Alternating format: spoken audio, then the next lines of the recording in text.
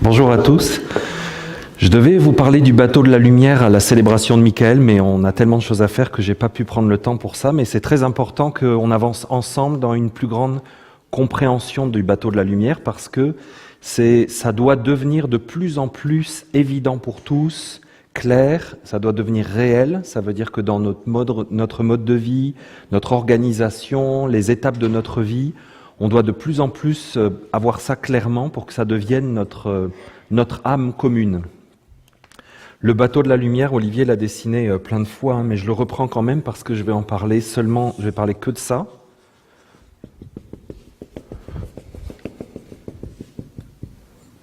Alors,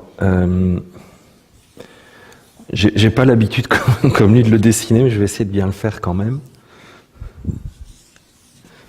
Donc avec toutes ces étapes, vous vous souvenez, 7, 14, 21, 28, bon. 3, 2, 3. Ok, on y est. Alors première chose à comprendre, c'est que c'est une figure à géométrie variable. Ça veut dire que vous pouvez très bien, comme moi j'ai 42 ans, donc je suis ici. Avec mon corps physique, je suis ici dans ma sphère des 42 ans. Peut-être que émotionnellement, je suis plutôt à 14 ans. Ok? Ben oui. Non, mais c'est important c'est très important. On ne doit pas prendre l'enseignement et puis qu'on soit psychorigide et puis que tout soit des vérités coulées dans le béton. C'est pas vrai. C'est pas comme ça que ça marche. Donc je peux très bien dans mon cœur être plutôt à 14 ans. Dans ma sexualité, je peux très bien être là ou là ou là. Tu sais, on est tous composés de différentes parties. Donc je peux avoir des dépendances affectives très importantes parce que je suis très immature dans mon cœur. Je peux intellectuellement, quand j'avais 7 ans, je pouvais très bien intellectuellement être plus proche de mes 21. Je pouvais être un enfant très très en avance intellectuellement. C'est pas pour ça que dans mon cœur et dans mon corps et dans mes désirs, j'étais aussi à 21 ans.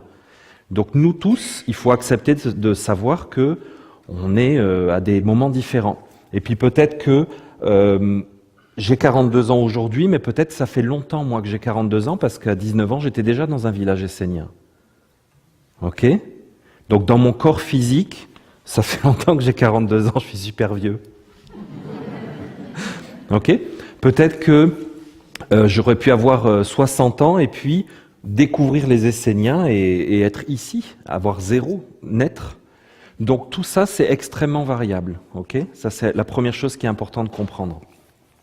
De toute façon, on est tous dans l'étude et la méditation de ce grand bateau. La chose aussi qui est importante, c'est de savoir que il y a le bateau ici qu'on dessine, qui est dans notre monde, qu'on veut faire apparaître de plus en plus, et par miroir, il y a un bateau. Qui est-ce qui me traduit ? C'est Star ? C'est personne ? C'est Star ? Ok. Ok.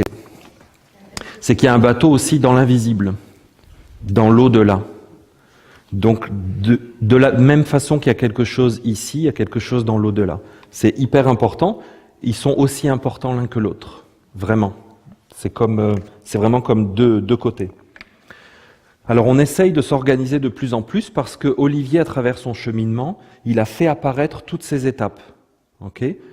Donc au début, il a écrit un livre, et puis il a écrit 2 livres, 3 livres, il a rencontré des gens, il a commencé à partager ses expériences. Et si vous étudiez sa vie, puisque Caroline va nous parler de sa biographie, vous verrez qu'il ne fait que partager sa vie, parce que sa vie elle-même contient toutes ces étapes-là et tout cet enseignement. Donc par sa nature même, par sa mission ici, il fait juste que extérioriser tout ce qu'il vit, et les traces qu'il laisse derrière lui constituent le bateau de lumière. Donc ça veut dire que tout ce qu'il a enseigné au tout début, les exercices dont il nous a parlé de ce matin, la méditation, clarté, harmonie, le calme, pendant des années, il nous a parlé de ça. Donc tout ça constitue l'enseignement du début. C'est pour ça qu'il a dit que, vous vous souvenez, ce matin, il a dessiné que c'était comme une base sur laquelle on se posait avant de rentrer dans le culte. Donc on veut de plus en plus, nous, c'est pas parce que lui, il est rendu au Panama, à construire le jardin de la lumière pour nous tous, qu'on doit abandonner tout ce qui a été fait avant. Ok, il faut qu'on commence parce qu'on est nombreux, c'est l'avantage. C'est pas parce que lui est rendu quelque part que nous tous on doit être avec lui, parce qu'à ce moment-là, le bateau il va commencer à piquer du nez comme le Titanic, puis voilà. Et comme on a des enfants, et comme il y a des nouveaux Esséniens qui se réveillent à leur vraie vie régulièrement, donc qui rejoignent le bateau ici, il faut absolument que l'équipage du bateau soit réparti partout. Il faut qu'il y en ait qui s'occupent de creuser des tranchées au Panama, et il faut qu'il y en ait ici qui accueillent des nouveaux, qui leur apprennent « je me pose, je m'assois sur la mer, clarté dans ma pensée, harmonie dans mon cœur », qui reprennent les exercices de base. Okay. Donc avec l'ordre de la prêtrise, on est très très nombreux à travailler sur ces sujets pour essayer d'organiser tout cet enseignement. Parce que Olivier, lui, il avance vite et il va toujours rapidement parce que lui, il a un chemin à tracer. Il est là, mais il va y avoir encore tout ça à faire. Nous, il faut qu'on travaille en arrière pour essayer de remettre en forme et restructurer tout l'enseignement. Il faut qu'on crée des portes d'entrée dans la nation essénienne. Donc ici, on est à la naissance. Ah oui, une chose aussi importante, c'est que Olivier dit toujours 7 ans, 14 ans. C'est très important aussi parce que avant d'avoir 7 ans, on a eu 6 ans, 5 ans, 4 ans. Et comme Olivier ne parle jamais de ces années-là, il se sert des repères, on a tendance, nous aussi, à oublier qu'il y a des périodes de formation et de transition qui nous mènent de l'un à l'autre. Okay ? Donc, par exemple, quand quelqu'un rentre dans la nation, je pense que ici, ça c'est le bon retournement du cœur. Ça, c'est la ronde des archanges.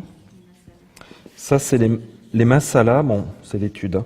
Là, c'est les formations, le culte de la lumière, le village et le jardin.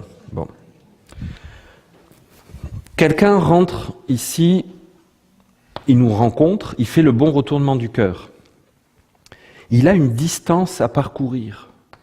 C'est pas parce que la ronde des archanges, c'est un bon exemple. Aujourd'hui encore, on permet à des personnes d'arriver le mercredi et le samedi, ils prennent un engagement dans la ronde des archanges. En réalité, s'ils sont rentrés, c'est qu'à l'intérieur d'eux, ils sont prêts. Okay ? Mais ils ont quand même le chemin à faire. Il ne faut pas aller plus vite que la musique. Hein. Ils ont tout ce cheminement à faire et il est important. Donc nous, il faut qu'on s'occupe de prendre ces personnes par la main, de leur faire faire les pas, le chemin qui les emmène à ces étapes-là. C'est vraiment super important. Je trouve que des fois, on coupe. Et puis, donc le samedi, il a pris un engagement à la ronde des archanges. Et puis 2 jours après, il commence ses formations esséniennes. Qu'est-ce qui va se passer dans ces cas-là ? C'est que tout le chemin qu'il n'a pas pris le temps physiquement de faire, dans le temps, hein, on a parlé du temps, c'est toi qui as posé la question sur le temps ? Samuel. Ok. Il ne l'a pas fait dans le temps, ça ne s'est pas inscrit. Donc dans tous ces éthers de temps, il n'y a rien. Donc il a des grandes faiblesses. Qu'est-ce qui va se passer ? C'est qu'il va de toute façon devoir passer à l'intérieur maintenant. Mettons, il a eu ses corps, il a le nom de la mer, il rentre chez lui et il ne comprend pas vraiment ce qui lui est arrivé. Ça va lui prendre des années à digérer tout ce qu'il vient de vivre. Je peux vous le dire parce que j'ai vu tellement de cas comme ça. J'en ai vu qui sont arrivés ici le lundi, le mardi, ils faisaient leur 6 lunes. Littéralement. Ok ? Ça te rappelle quelque chose ? Eh bien, de toute façon, que tu le veuilles ou pas, ça va prendre du temps pour que tu digères et que tu intègres tout ce que tu as fait. Donc, on ne peut pas passer à travers ce bateau de la lumière. Alors, on veut vraiment aussi prendre soin de cette naissance ici, qui est une double spirale. Hein, il y a un processus d'incarnation et puis de naissance dans le monde ici. On veut prendre soin de ça. Ça veut dire qu'en Égypte, on disait qu'il y avait des nourrices. C'était un rôle hyper important. Elles sont citées dans les tombes des grands pharaons, leurs nourrices, il y a leur nom et tout.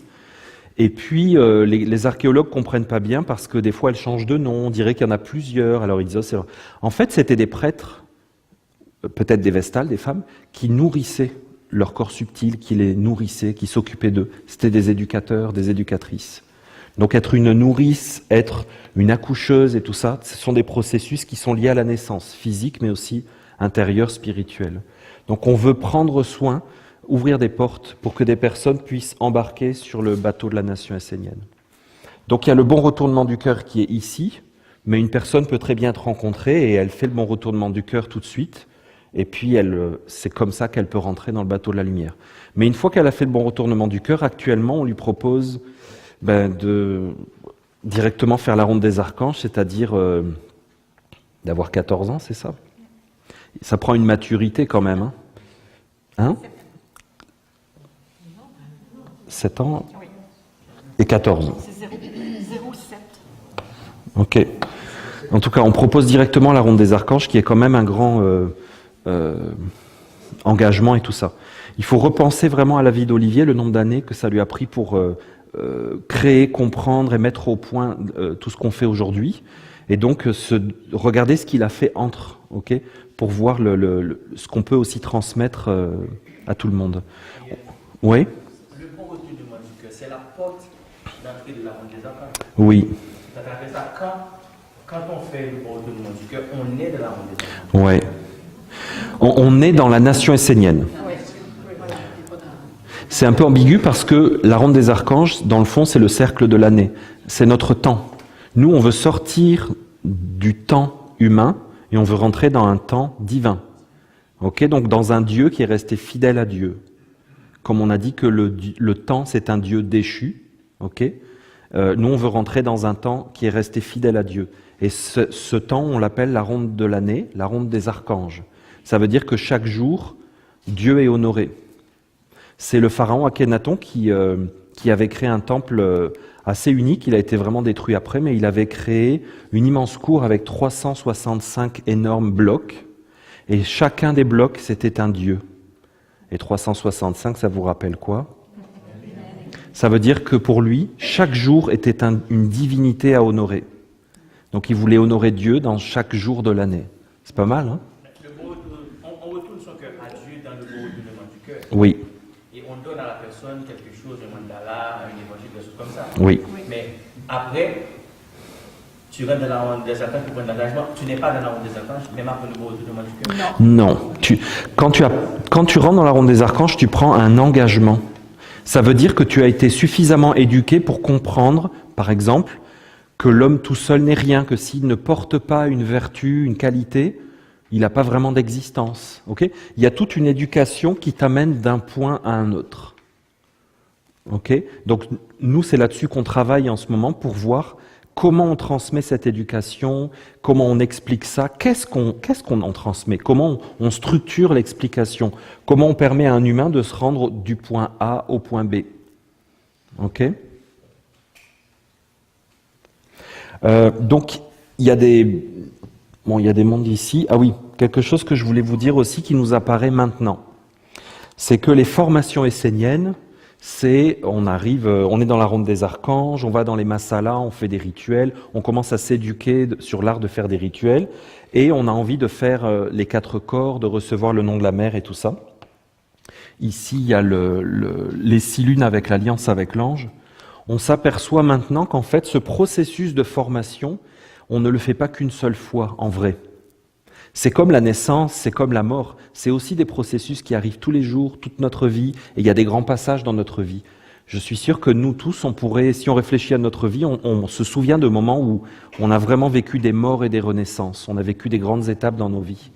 Donc ça veut dire que les formations esséniennes, en vrai, elles se passent tout le long. Donc ça veut dire que vous tous, si vous avez déjà accompli vos 4 corps, que vous avez le nom de la mère, vous avez fait peut-être vos sens, vous n'avez pas fini.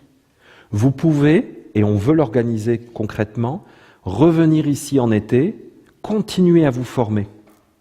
On veut ouvrir des sessions d'enseignement, il y en aura déjà normalement cet été qui sont prévues, ouvertes à tous les Esséniens qui ont fait ou pas fait leur formation, parce que se rapprocher de la nature, refaire l'expérience des éléments, c'est quelque chose qu'on doit faire et refaire tout au long de notre vie.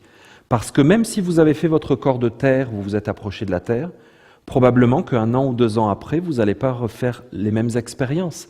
Vous n'allez pas vous approcher de la terre de la même façon, elle va vous parler différemment, vous allez avoir des nouvelles compréhensions. Et moi, ça fait longtemps que j'ai le nom de la mer et je le comprends encore différemment cette année que l'année dernière. C'est une méditation permanente, une expérimentation qu'on doit faire en permanence.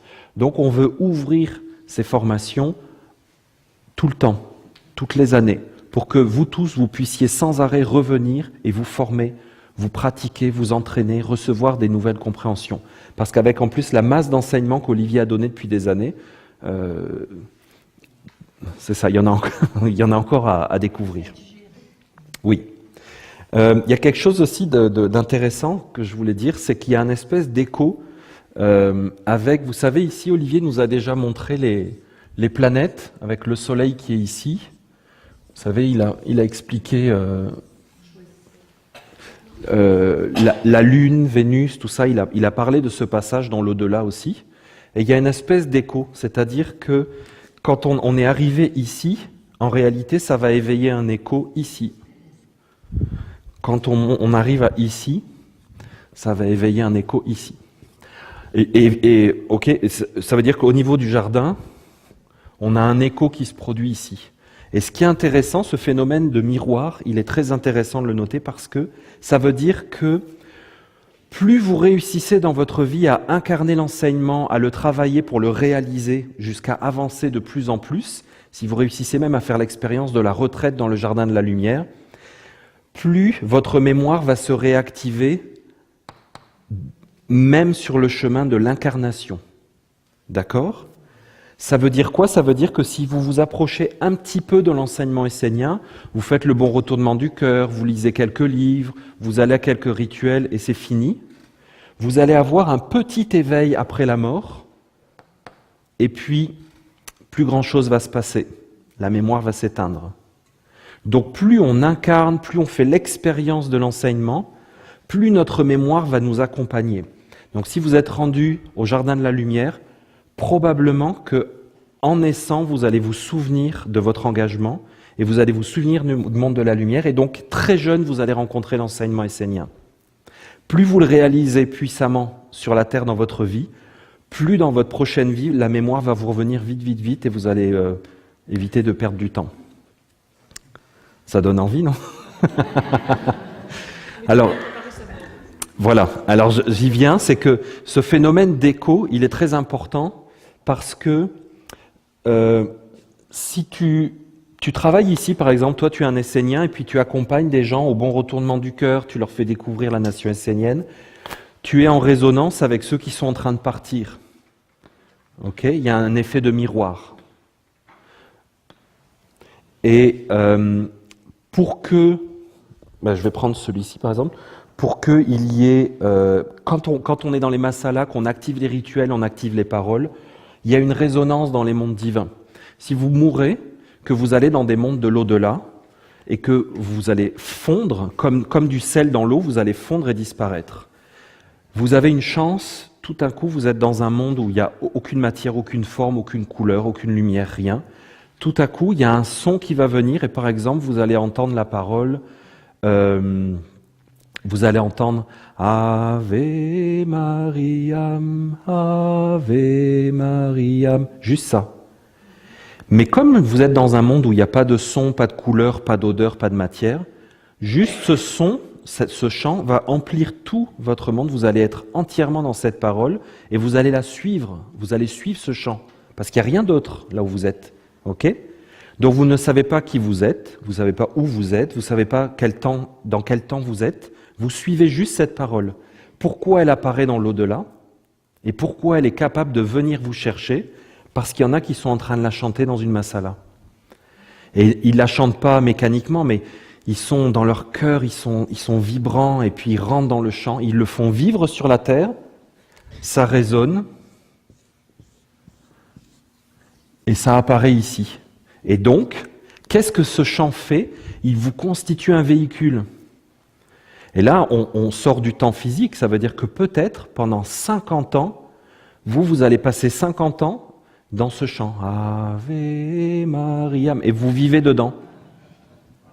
Il vaut mieux ça que 50 ans dans des choses qui se passent dans le monde de l'homme avec lequel vous êtes en affinité. Ok ? Pendant 50 ans, vous voyagez. Et en fait, ces 50 années sont en train de vous ramener vers une nouvelle incarnation. Puis à un moment donné, le chant s'arrête, ça s'éteint, et vous naissez dans un enfant. Vous avez perdu cette mémoire-là. Mais comme elle vous a accompagné assez proche de votre naissance, très jeune, vous allez aimer la religion, vous allez trouver que le monde est bizarre, vous ne comprenez pas les adultes, vous allez vous poser des questions, ça va vous éveiller. Ou alors vous allez aimer la Vierge Marie, vous allez voir un film à la télé de la Vierge Marie et ça va vous toucher alors que les autres sur le divan à côté de vous, ils mangent juste des pop-corn, puis vous, ça... Il se passe quelque chose à l'intérieur de vous, ça vous parle beaucoup plus. Non, mais c'est ça. Mais ça veut aussi dire que quand on fait des rituels, nous, présentement, maintenant ici, on aide d'autres âmes à avoir des résonances. Ça veut dire que quand on est dans une masala et puis qu'on dit, on récite un psaume, on récite une parole de l'enseignement que tout le monde connaît, quand on dit Amin, eh ben, il y en a un qui est déjà incarné physiquement, et dans son au-delà, il avait un lien avec l'enseignement essénien, eh ben, c'est en train de l'éveiller. Et c'est pour ça que vous, qui êtes dans cette salle, la plupart d'entre vous, c'est moi qui vous ai éveillé.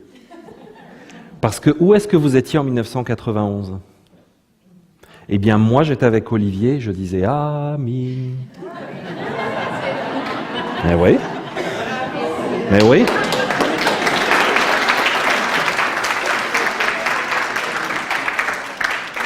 Donc, pendant des années, j'étais le petit jeune de la gang, mais en vrai, je suis votre ancêtre. Je suis votre ancêtre de lumière. Parce que vous êtes mes ancêtres de lumière.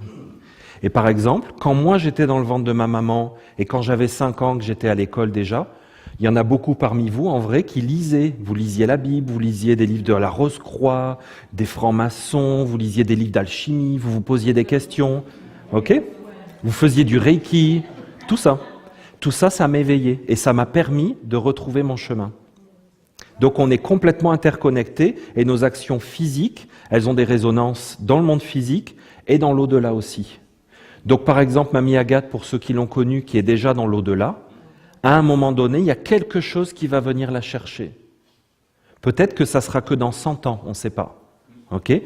Mais c'est parce qu'on continue à dire les psaumes des archanges, on se tient droit dans des cérémonies, on est tous habillés en blanc, on est assemblés ici, il y a Olivier qui parle, ça existe dans un autre monde. Et peut-être qu'elle est dans un monde essénien, idéal, et elle écoute sa conférence assise sur sa petite chaise, et elle est dans un monde de rêve, mais c'est un monde de rêve, d'illusion. Il va falloir qu'elle revienne dans la réalité de la Terre.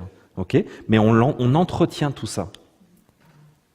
Okay ? Donc le bateau de la lumière, aussi, autre loi de résonance.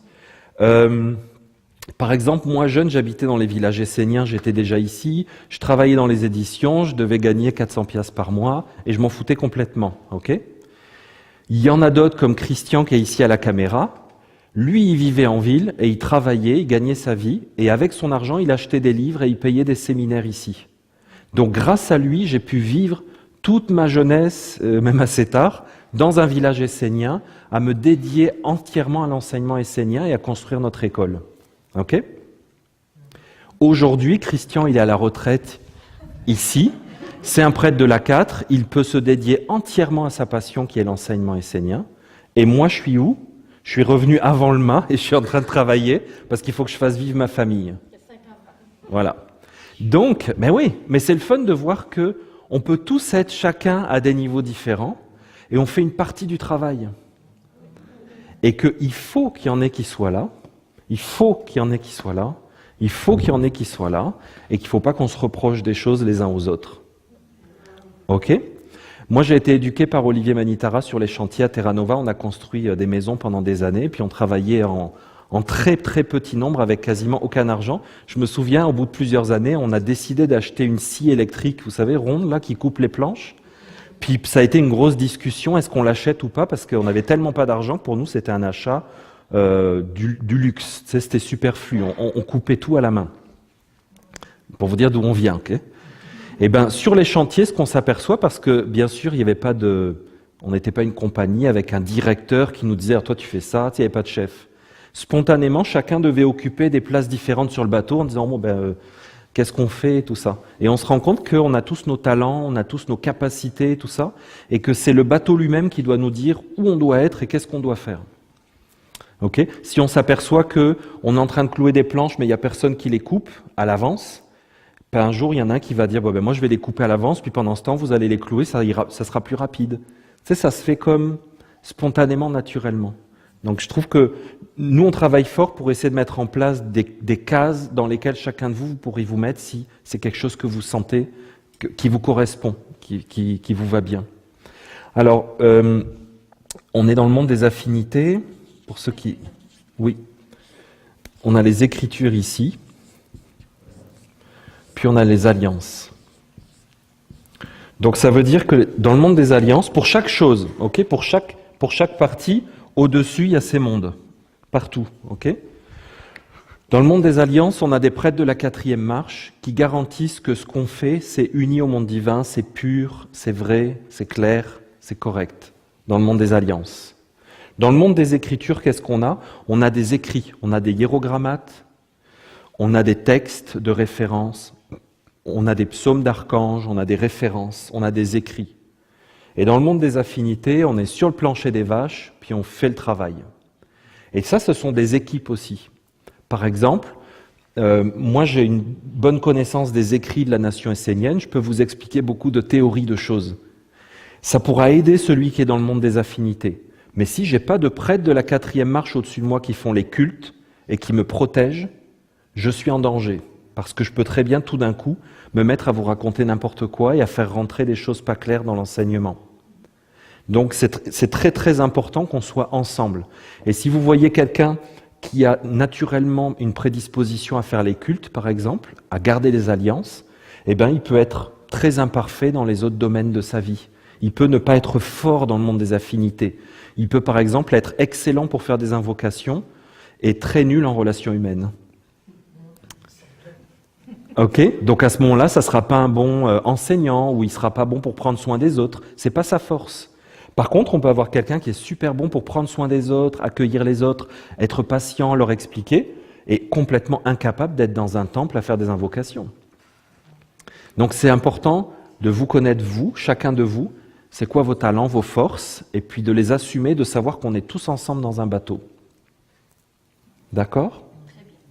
Est-ce que vous voyez, j'avais d'autres points à expliquer ou on vous a envoyé un petit document en PDF. Non, c'est pas parti. C'est pas parti ? On a mis quelques copies en bas à l'accueil. Ok. Alors, on a créé un cercle de guérison qui est une activité possible. Oui ? Ah, excuse-moi, oui. Vous avez dit tantôt qu'il y a un bateau semblant, une réplique dans l'au-delà. Oui. Ah, c'est dans les planètes. Oui. C'est des phases que tu traverses. Quand tu meurs, tu passes dans des mondes. De toute façon, tu n'as pas le choix. C'est pas comme la pierre verte, comme vous avez vous, une réplique ici de l'anneau. Oui, si, c'est en rapport avec ça. La pierre verte, elle garde une mémoire ici. Est-ce que la pierre verte, on la remet quand on meurt? Oui. Oui. Donc on a créé un cercle de prière qui peut être une activité ici, en tout cas au commencement. Donc ça c'est une possibilité de créer dans votre région, là où vous êtes, un cercle de prière, parce qu'il y a des personnes qui peuvent avoir le goût de rejoindre un cercle comme ça, avec un début d'enseignement qui est donné. Donc de toute façon, on a beaucoup d'aspects dans notre enseignement et la mission de ceux qui le veulent, c'est de pouvoir permettre à chacun de rentrer dans l'enseignement par la porte qui lui convient. Il y en a qui vont être très religieux, qui vont aimer les chants, les prières, les louanges. Il y en a qui vont être très ésotériques, qui vont aimer les conférences d'Olivier avec les dessins et tout ça. Il y en a qui vont aimer nos défenses des valeurs, par exemple, qui vont être sensibles à différentes choses. Et il faut le savoir, ça, que vous-même, vous incarnez pas la totalité de l'enseignement essénien. Donc, on va essayer de proposer des choses chacun là où on en est. Est-ce que quelqu'un, à partir des liaisons de Dieu, de volonté de notre cœur, peut rentrer dans la deuxième monde des archanges? Par principe, Olivier, il veut garder la plus grande mobilité possible. Parce que tu sais très bien que tu vas avoir un petit jeune qui débarque et puis qui directement peut se retrouver un prêtre de la 4e après quelques formations parce qu'il l'a déjà à l'intérieur. Regarde, moi, j'ai fait un séminaire, je venais juste de fêter mes 17 ans. 2 mois après, j'officiais dans une cérémonie. Ça, tu sais, c'est comme, c'est parce que je l'avais déjà à l'intérieur. Et donc, il faut toujours être à l'écoute et être ouvert. Et il faut jamais enfermer personne. Par contre, il y a celui qui va venir directement et puis va rentrer dans la deuxième ronde. Il va devoir traverser des périodes d'approfondissement et de digestion de l'enseignement. On ne peut pas faire autrement. Et il faut vraiment protéger ces gens-là parce que c'est dangereux de faire ça. Est-ce qu'on va l'accepter ou non? Oui. Pour entrer dans la deuxième? Oui. Oui, absolument. Je vais donner une petite information. Oui, merci à vous.